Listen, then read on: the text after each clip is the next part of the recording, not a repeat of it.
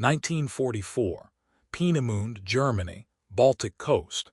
The V-2 rocket stands on its launch pad like a monument to the future, 50 feet of polished steel gleaming in the morning sun.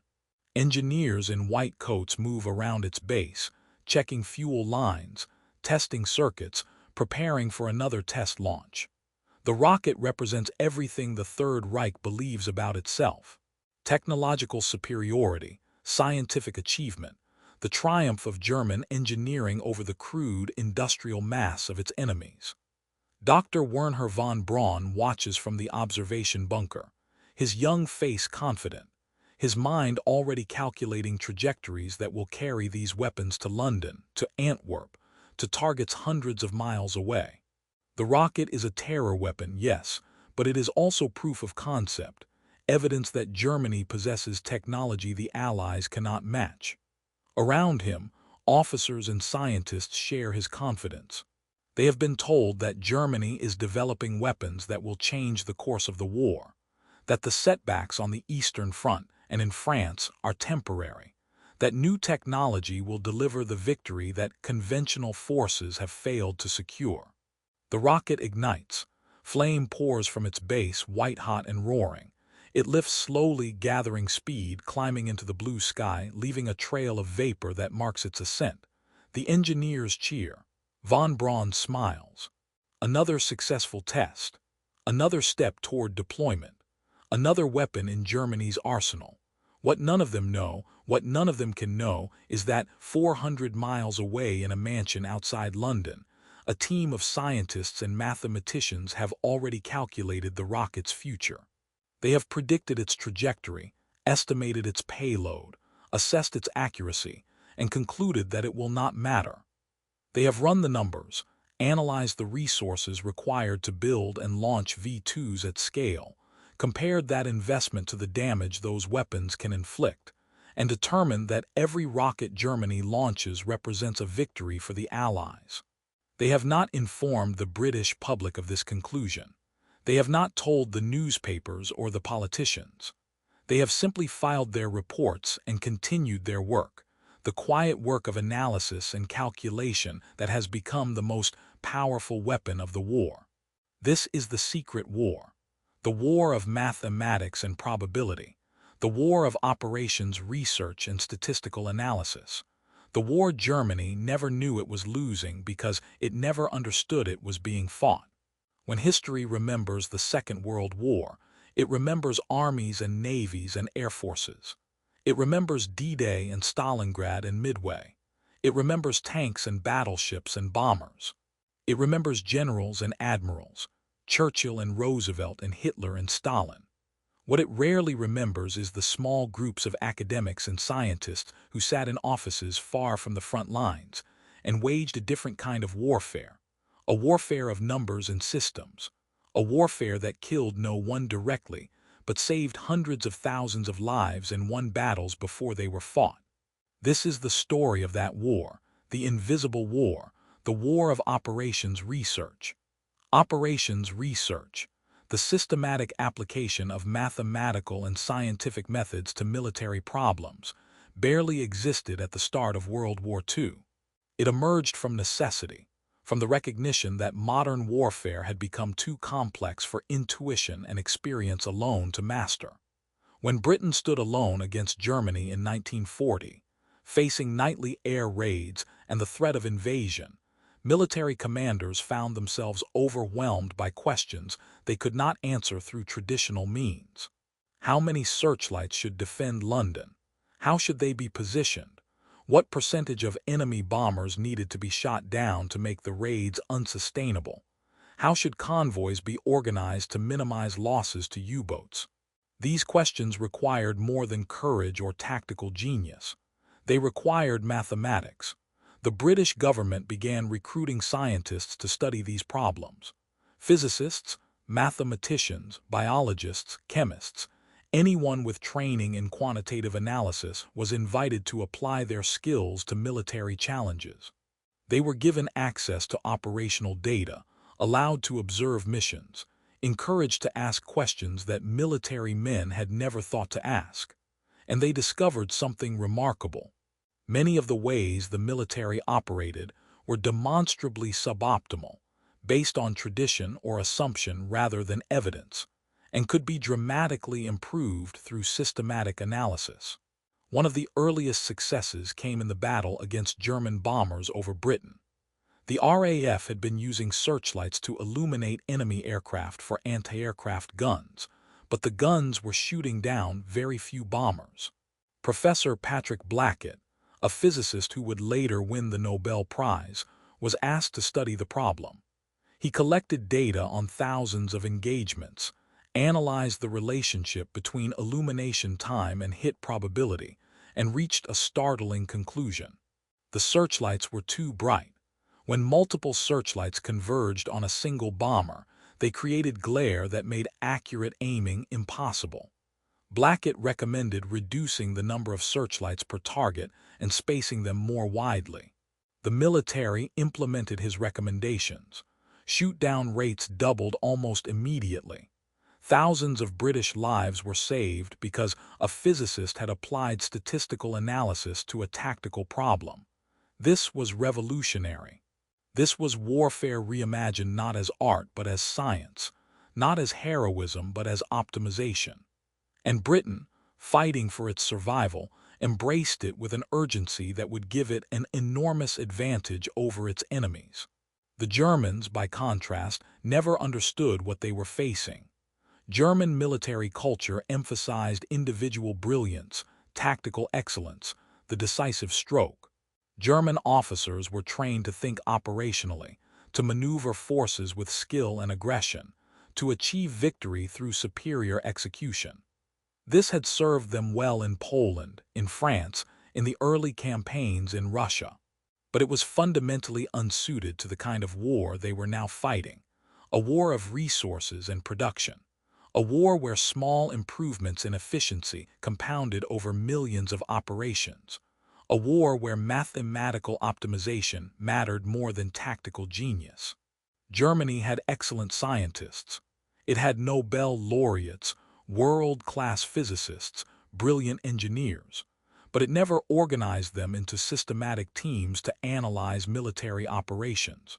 German scientists worked on weapons development, on new technologies, on the spectacular and the advanced. They did not work on the mundane questions of how to use existing systems more effectively. The cultural bias was toward the heroic, the technological breakthrough, the wonder weapon. Operations research, the patient, unglamorous work of incremental improvement, was not valued, not understood, not pursued. This meant that throughout the war, Germany made decisions based on intuition and tradition that were demonstrably wrong, that cost them ships and aircraft and lives, that wasted resources they could not afford to waste. And they never knew they were making mistakes because they never systematically analyzed their own operations to find out what worked and what didn't. The British and Americans, meanwhile, were building operations research into every aspect of their war effort. By 1942, every major command had scientific advisors. Data was collected systematically, experiments were conducted, results were analyzed, recommendations were implemented, and the cumulative effect was enormous. Consider the problem of depth charges against submarines. Early in the war, Royal Navy vessels set their depth charges to explode at depths between 150 and 300 feet, based on the assumption that U-boats would dive deep when attacked. Operational research teams analyzed the data and discovered something curious. U-boats detected on the surface rarely had time to dive beyond 100 feet before depth charges arrived. The deep settings meant most charges exploded harmlessly below the submarine. The teams recommended setting depth charges to detonate at 50 feet or less. The Navy resisted. Surely submarines would be deeper than that. But eventually, the recommendations were implemented. U-boat kill rates increased by 400%. 4 times as many submarines were being destroyed because someone had analyzed the actual depth of submarines when attacked rather than assuming what that depth should be. Similar improvements were found in every domain. Operations researchers determined the optimal size for convoys. Too small, and they couldn't defend themselves effectively. Too large, and they became unmanageable. They determined the optimal speed for different types of ships to minimize fuel consumption while maximizing cargo delivered. They analyzed bombing patterns and recommended changes in tactics that dramatically increased accuracy. They studied aircraft losses and identified the most vulnerable mission profiles, allowing commanders to reduce casualties without reducing effectiveness. Each improvement was small. Each improvement was technical. None were individually war-winning, but together, compounded across thousands of ships and aircraft and missions and months, they represented an enormous multiplication of effectiveness. The Allies were not just producing more than Germany, they were using what they produced more efficiently. They were fighting a smarter war. German soldiers and officers fighting this war expected many things. They expected to face enemies who were brave or cowardly, skilled or incompetent, numerous or few. They expected battles won by firepower or maneuver, by air superiority or tactical surprise. They expected that German technological sophistication would provide advantages, that German training and discipline would prevail in equal contests, that German will and determination could overcome material disadvantages if applied with sufficient ruthlessness. These expectations were shaped by experience, by propaganda, by the stunning victories of 1939 through 1941, when Germany's military seemed unstoppable.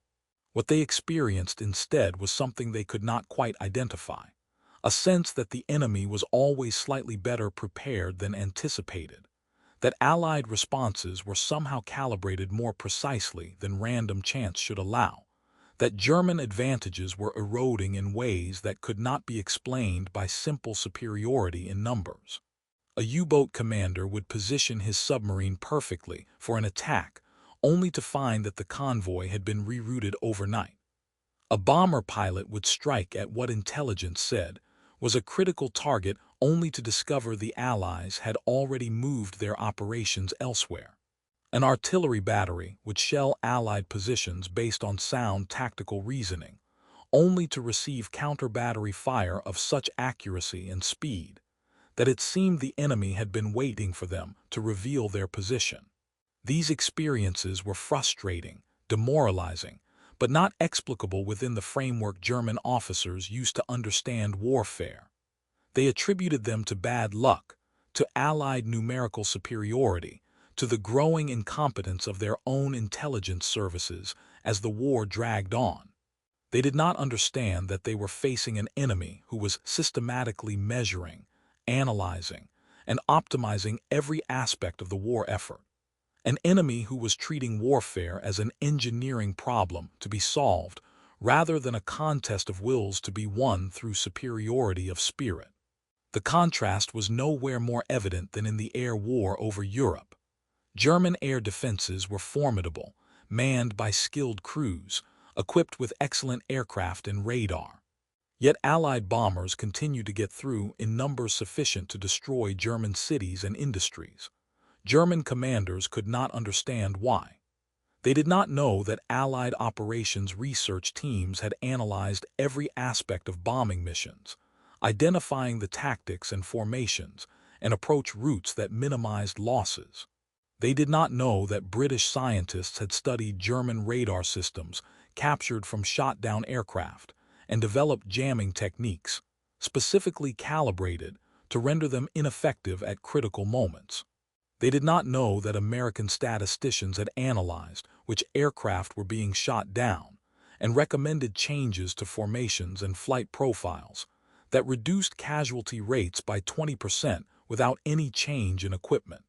The Germans saw only results, Allied air superiority that seemed overwhelming, inexplicable, unchallengeable. They attributed it to numbers, to the vast production of American factories. They were not entirely wrong. Numbers mattered enormously. But they missed the multiplier effect of using those numbers intelligently, of organizing missions based on quantitative analysis of what worked rather than on tradition or intuition. One of the most striking examples of this invisible war came in the campaign against the V-weapons. The V-1 flying bombs and V-2 rockets that Germany hoped would terrorize Britain into surrender. From Germany's perspective, these weapons represented the apex of technological achievement, proof that German science remained superior despite setbacks elsewhere. Von Braun and his colleagues had created a ballistic missile that could strike targets hundreds of miles away with no possibility of interception. The V-2 flew faster than sound. By the time its impact was heard, the explosion had already occurred. Surely such weapons would break British morale, force the Allies to divert resources to home defense, perhaps even change the strategic calculus of the war. The British operations research response was coldly analytical. Teams led by scientists like Freeman Dyson calculated the resource cost of V-weapon production. The steel, the fuel, the manufacturing capacity, the specialized components. They calculated the damage those weapons could inflict, explosive yield, accuracy, expected casualties per impact. Then they performed a comparative analysis. What if Germany had used those same resources to build conventional bombers, to produce more tanks, to manufacture anti-tank weapons for the Eastern Front?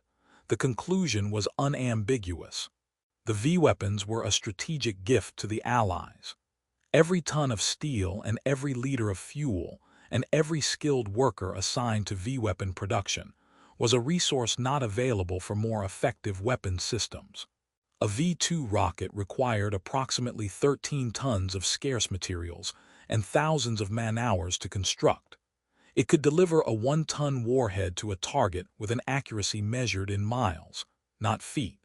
For the same resources, Germany could have built several conventional bombers that could deliver larger payloads more accurately against military targets, or dozens of tanks that could have made a meaningful difference on the Eastern Front, or thousands of anti-tank weapons that might have slowed the Soviet advance. The mathematics were straightforward. The V-2 program killed approximately 2,700 people in Britain. It employed thousands of workers, consumed enormous quantities of scarce resources, and diverted engineering talent from more practical weapons development. A comparable investment in conventional systems would have been far more militarily effective. British operations research teams recognized this immediately. Their recommendation to the government was quietly filed. Do not devote excessive resources to V-weapon defense. The weapons are frightening but strategically irrelevant. Focus civil defense efforts on maintaining morale, but do not allow the V-weapons to dictate military priorities. This advice was largely followed. Britain did develop defensive measures against V-1 flying bombs, which were slow enough to be intercepted by fighters and anti-aircraft fire. But against the V-2, which could not be intercepted, the response was primarily civil defense and the continuation of the ground campaign to overrun launch sites. No massive diversion of resources. No panic. Just cold assessment of costs and benefits, risks and returns. Germany, meanwhile, poured increasingly scarce resources into V-weapon production even as its armies collapsed on both fronts. Hitler and his leadership believed in the weapon's potential to change the war's course, to break Allied will, to validate their faith in German technological superiority. They never calculated whether this belief was justified by the data. They never asked whether the same resources might be better used elsewhere.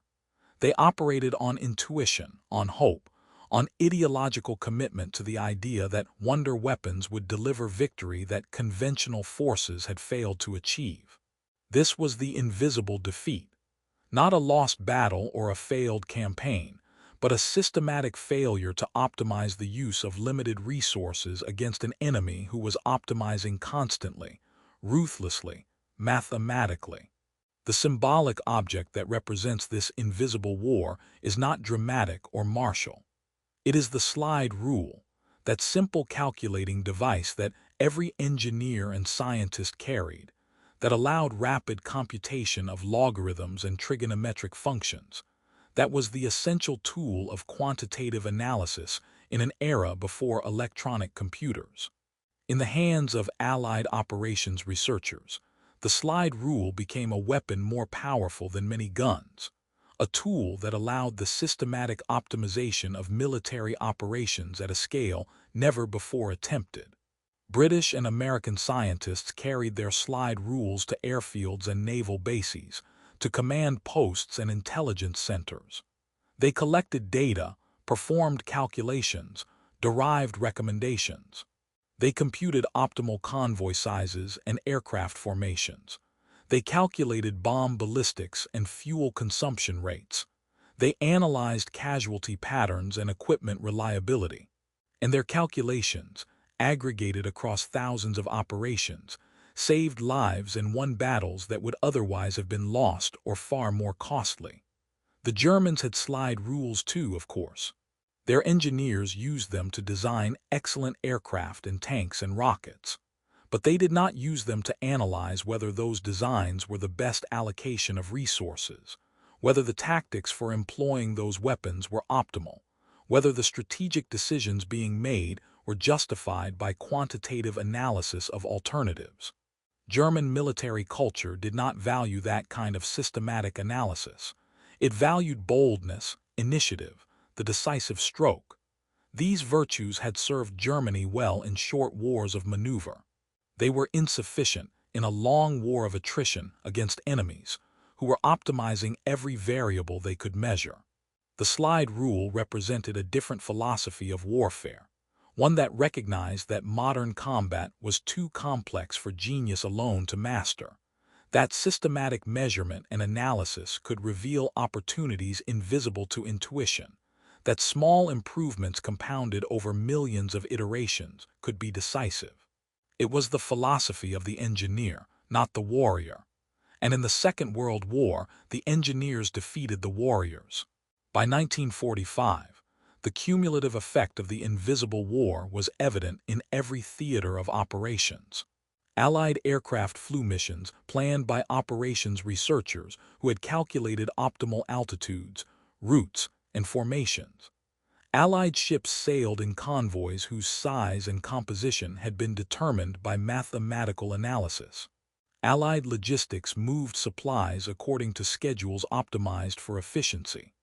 Allied intelligence prioritized targets based on quantitative assessment of their value to the German war effort.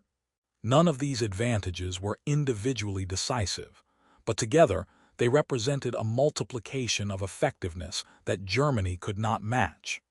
German forces, meanwhile, continued to fight with courage and skill, but their efforts were systematically less efficient than they needed to be. Submarines patrolled areas where convoys were no longer routed. Aircraft struck targets that analysis would have identified as marginal. Resources flowed to weapons programs whose effectiveness did not justify their cost. Strategic decisions were made on ideological grounds or leadership intuition rather than quantitative assessment. And Germany, already fighting at an enormous material disadvantage, compounded that disadvantage by using what it had less effectively than its enemies used what they had. The tragedy, from the German perspective, was that they never understood what was happening. German officers and soldiers and scientists fought and died believing they were engaged in a conventional war, that they were losing because of numerical inferiority and strategic mistakes. They never grasped that they were also losing an invisible war of analysis and optimization, a war where slide rules and statistical tables were as important as tanks and aircraft, a war that their culture and institutions were fundamentally unprepared to fight. After the war, when German commanders were interrogated and German archives were captured, Allied analysts found almost no evidence of systematic operations research in the German military. There were individual studies, isolated analyses, but nothing comparable to the institutional commitment that Britain and America had made to the scientific study of military operations. Germany had allocated its scientific talent to weapons development, to pushing the boundaries of technology, to creating rockets and jets and other advanced systems. It had not allocated that talent to the mundane but crucial work of determining how to use existing systems more effectively. This was a strategic error of enormous magnitude, though one rarely discussed in histories of the war. Germany could not win a war of attrition against the combined resources of Britain, America, and the Soviet Union. This was clear by 1942, if not earlier. But it might have prolonged the war, might have inflicted far greater casualties, might have extracted better terms if it had used its limited resources with optimal efficiency. Instead, it squandered those resources on prestige projects and wonder weapons while failing to optimize the basics: convoy routing, defensive positioning, resource allocation, tactical procedures. The Allies made fewer such mistakes because they were constantly measuring, analyzing, and adjusting based on evidence rather than ideology or intuition. There is a photograph taken in London in May 1945, just after victory in Europe Day. It shows a group of men and women in civilian clothes standing outside a nondescript office building. They are not celebrating with the crowds in the streets. They are not in uniform. Most of the British public would not recognize them and would not know what they did during the war.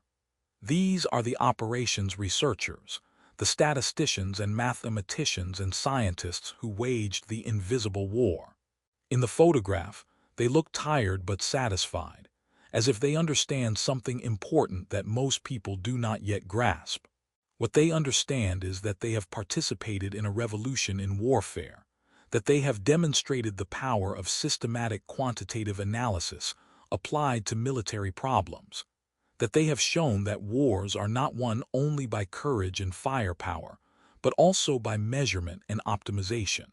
They have saved countless lives by making military operations more efficient, by identifying the changes that mattered and the investments that delivered results. They have won victories that will never be remembered because those victories consisted of ships not sunk, aircraft not lost, soldiers not killed through the application of better tactics derived from mathematical analysis. Their work will continue after the war. Operations research will become a permanent part of military planning, then spread to business and industry and government.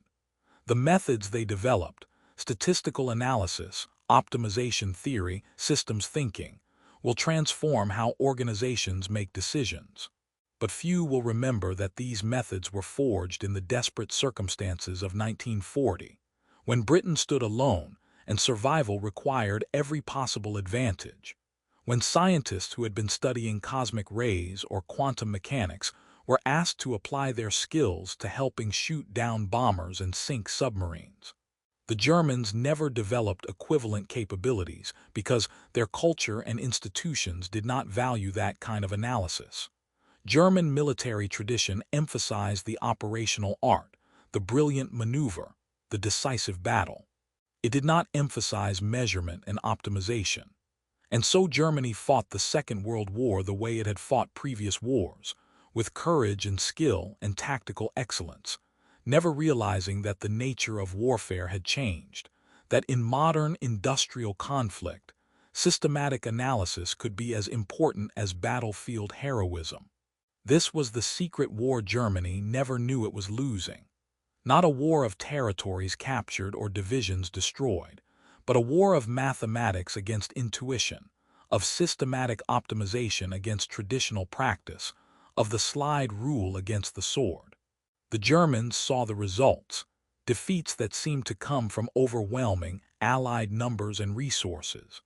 But they never understood the multiplier effect of using those numbers and resources with precision calibrated by scientific analysis.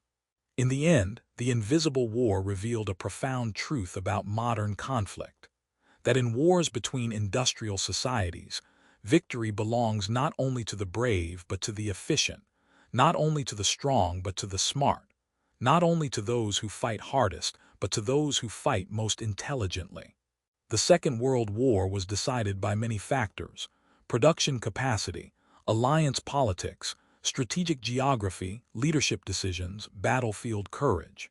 But among those factors, one of the most important and least celebrated was the systematic application of scientific analysis to military operations, the patient work of measuring and calculating and optimizing that turned numerical superiority into decisive advantage.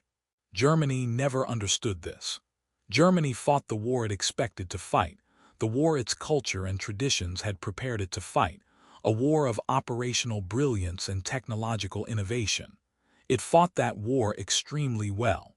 But it was losing another war simultaneously, a war it did not recognize was being fought, a war where Allied scientists with slide rules and statistical tables were systematically making the German war effort less effective and the Allied war effort more effective, operation by operation, mission by mission, day by day. The V2 stands as the perfect symbol of this misunderstanding. A technological marvel, an engineering achievement that foreshadowed the space age, a weapon Germany's leadership believed would change the war's course.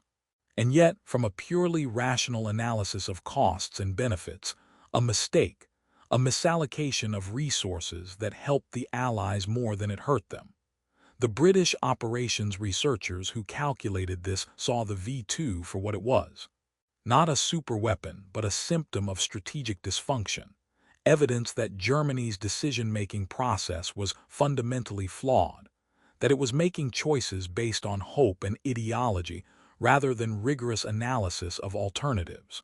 This was the invisible defeat, not a lost battle but a systematic failure of understanding, a cultural inability to recognize that modern warfare required not just courage